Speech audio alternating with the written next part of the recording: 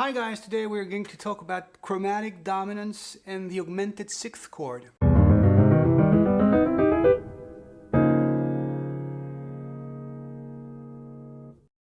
So I'm guessing many of you are familiar to some extent with the concept of a Trident Substitution.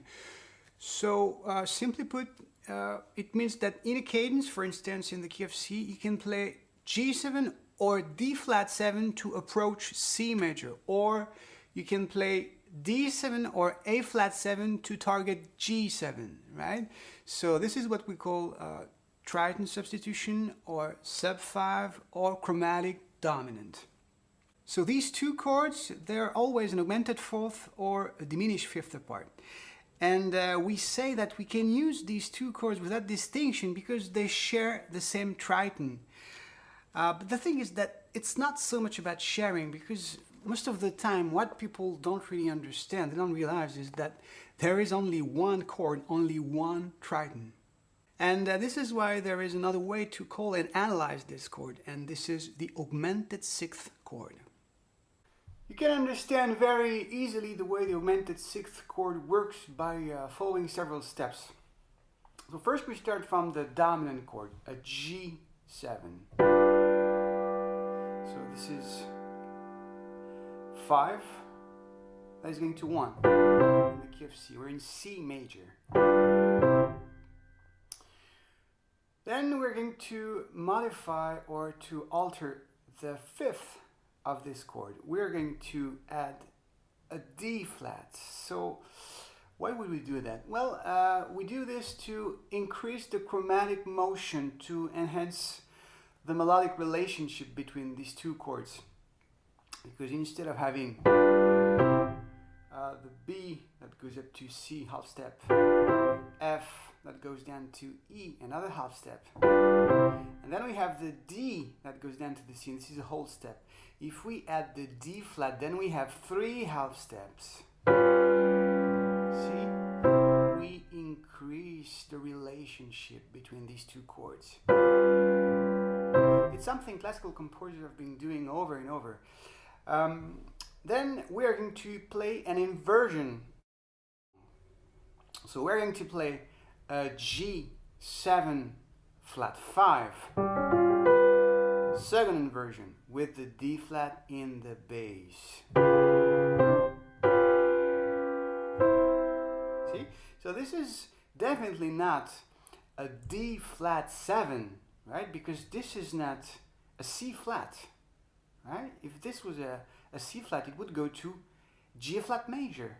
Or see, no. So this is still the leading tone of C major, and it wants to go up to the tonic. See? So this interval D flat B is what we call an augmented sixth. So this is the name of this interval and also the name of this chord, and this is why we talk about chromatic dominant. Even if you add the A flat eventually.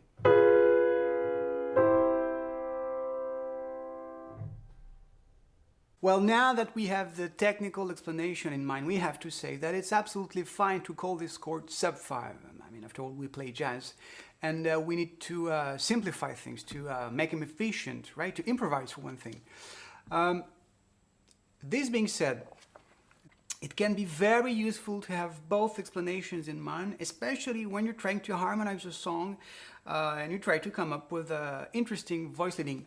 In this case, both approaches are necessary, and one doesn't kill the other.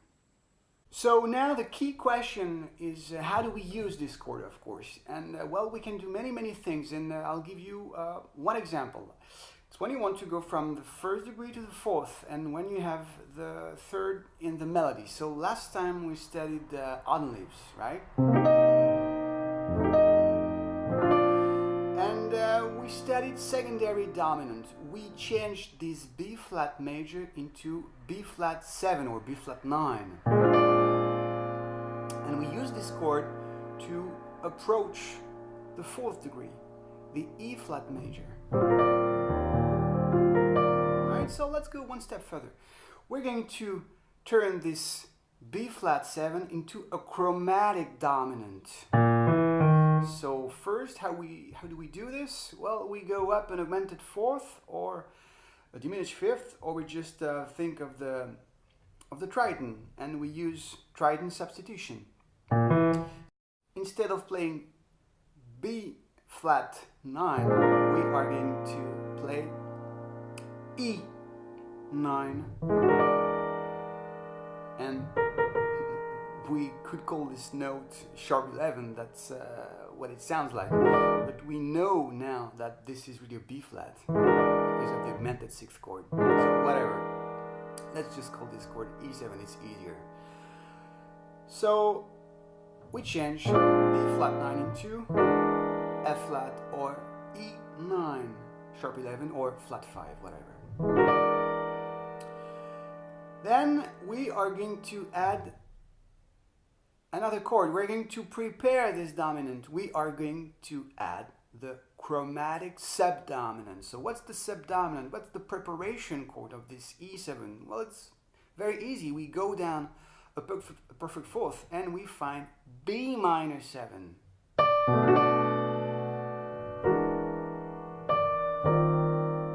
you go. So we have a new 2-5 that is going to approach chromatically the E flat major. So we start from F9 sus4, and now we have two options. Whether first we play B flat 9 and then we do the chromatic motion, the 2-5 that goes to E flat major, chromatic dominant, or we go straight to the chromatic subdominant and then the chromatic dominant. And it would sound like this.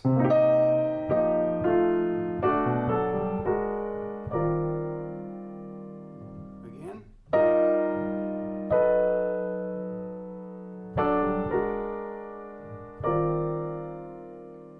Again.